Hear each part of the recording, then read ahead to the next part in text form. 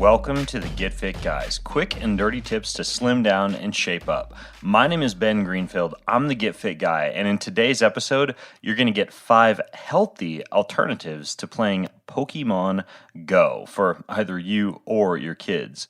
Now, unless you're an isolated hippie living in a forest or someone who completely eschews technology and lives off-grid with a landline phone, do they even make those anymore?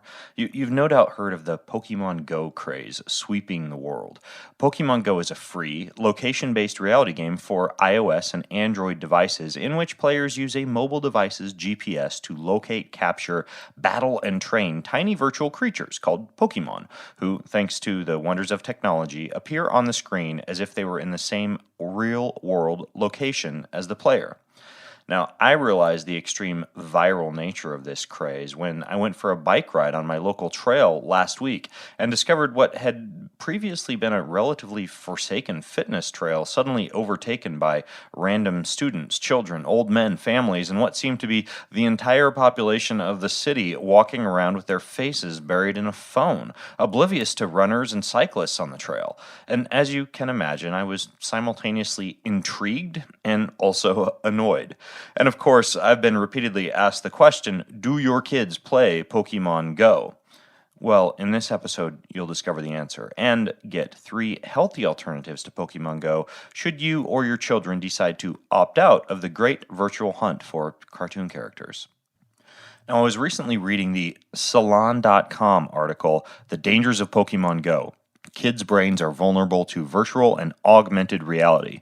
And this article reported on how researchers conducted 3 separate studies with over 1,600 video gamers and found that many showed strange post-game hallucinogenic-like effects, hearing or seeing aspects of the game hours or days after they'd stopped playing, including sound effects, music, and characters' voices, explosions, sword swipes, and screams. One gamer reported hearing someone from the game whispering death for several days after they'd stopped playing, while another reported seeing images from the game randomly pop up in front of their eyes.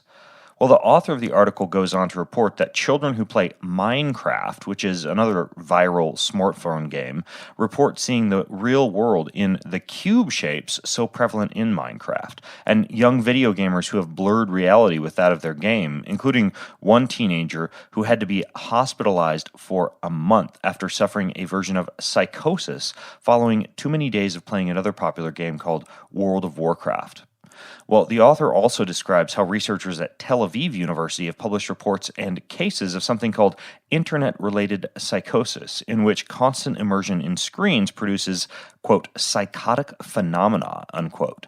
And in my opinion, for young children who are still attempting to differentiate between the virtual and the real world, between what is a pixel and what is a true atomic element of life, this can be quite a dangerous phenomenon indeed. So, while my kids do occasionally use my phone to play around with Snapchat, send grandma text messages, and take photos of cool plants and bugs they've found outside, they haven't been caught up in the Pokemon Go craze. Not because I've forbidden them from it or been a helicopter parent, but simply because I've provided them with healthy alternatives that they seem to thoroughly enjoy. And here are 3 of those healthy alternatives to Pokemon Go. Alternatives that my own children partake in nearly every day. Number 1 is fitness exploring. I've been fitness exploring with my kids since they were 2. It's very simple and just a version of the popular parkour walking style of doing tricks and fitness challenges as you move through nature or an urban setting. During a 1 to 3 mile walk, my kids or I will jump up on park benches, balance on beams, climb up walls, climb down walls, crawl through bushes, carry rocks, carry each other, jump, skip, hop, lunge, simulate animal movements like backward bear crawls and gorilla walks, and do just about any movement we can imagine, often with a follow the leader style format. For more on this, you could look up my friend Daryl Edwards, who has a great website called Primal Play, which you can check out at primalplay.com. Now, number 2 is wild plant foraging. I'll tell you how you can easily do that in a second, but I want to tell you very quickly about another sponsor for today's show, Nordic Naturals. They manufacture the freshest and purest omega oils, backed by sophisticated science and created with unparalleled passion. 3 products in their sport line are actually certified for sport by NSF, and that means they're used by Olympic athletes and professional sports teams in the NBA, the NFL, the MLB, the NHL and the NCAA.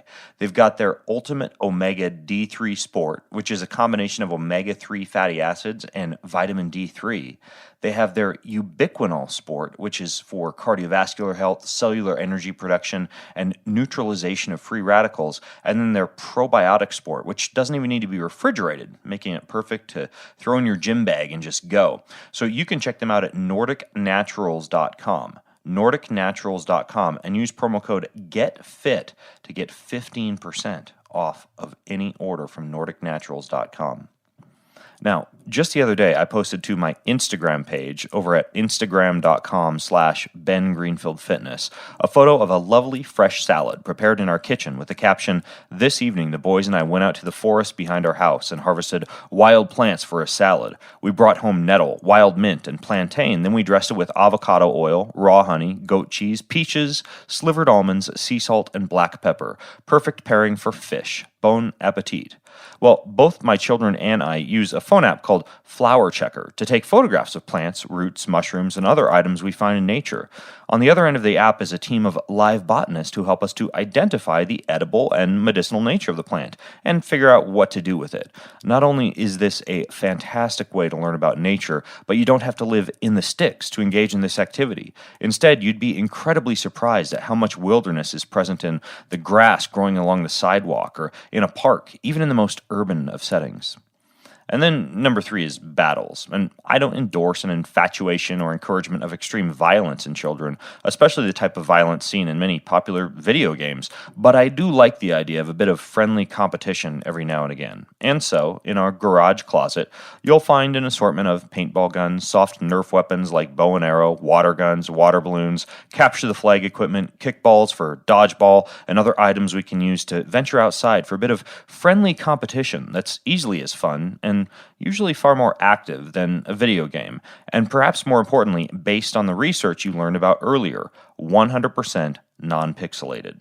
If you don't like the idea of your kids running around with water guns and Nerf bows, try dartboards, miniature tennis nets, ping pong, or just about anything else you'll find in your local sporting goods store, which, by the way, makes for a perfect field trip for a bunch of bored kids. So, that's it.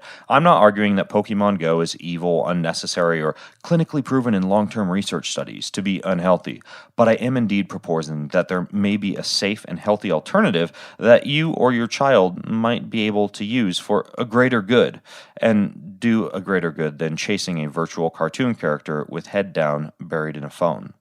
And finally, as I describe in my episode, Can Kids Exercise Too Much?, which you'll find over at quickanddirtytips.com, there is indeed a law of diminishing returns when it comes to hormone depletion and bone density if kids are constantly running miles and miles or spending their entire day pumping iron at the gym.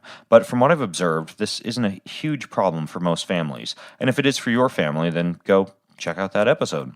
And in the meantime, if you have questions, comments, or feedback about these alternatives to Pokemon Go or your own say in the matter, then head over to facebook.com/getfitguy. And at facebook.com/getfitguy, you can join the conversation. And until next time, I'm Ben Greenfield, the Get Fit Guy, asking you, what are you waiting for? Go get fit.